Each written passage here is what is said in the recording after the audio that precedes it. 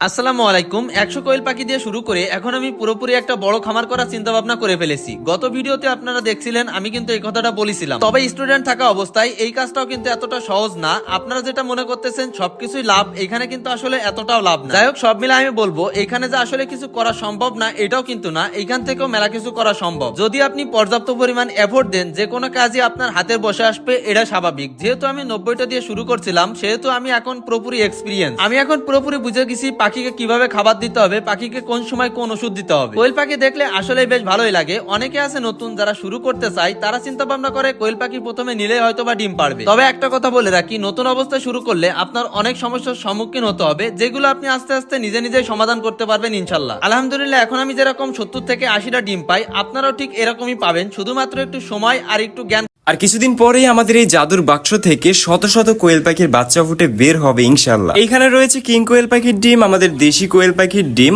আর কিছুদিনের অপেক্ষা, তারপরেই আমরা আমাদের এই ডিমগুলো থেকে ছোট্ট ছোট্ট পিচ্ছি পিচ্ছি কিউট কিউট বাচ্চা দেখতে পারবো ইনশাল্লাহ। তো সবাই দোয়া করুন আমাদের এই ডিমগুলোর জন্য।